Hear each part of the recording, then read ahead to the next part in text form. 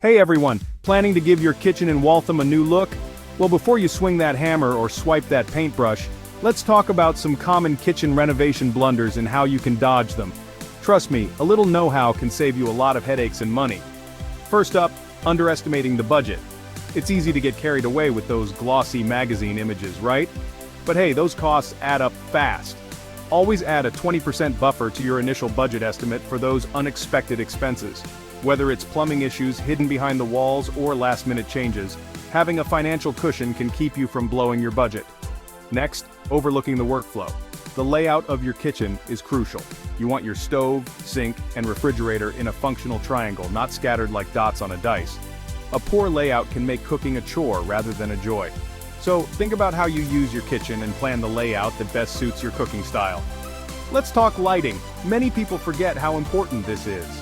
Good lighting can transform a kitchen from drab to fab. You need to mix it up with some task lighting for your counters, ambient lighting for overall brightness, and accent lighting to highlight those beautiful countertops or cabinetry. Another pitfall? Trend over function.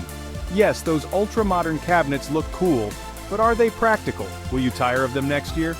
Choose designs that blend aesthetics with functionality, and that you'll love for years to come. Lastly, trying to do it all yourself. DIY renovations can be rewarding, but they can also be a minefield. For complex tasks like electrical work and plumbing, it's wise to hire professionals. It can prevent costly mistakes and ensure that everything is up to code. So there you have it. Avoid these common pitfalls in your Waltham kitchen renovation, and you'll be on your way to creating a space that's both beautiful and functional. Happy renovating!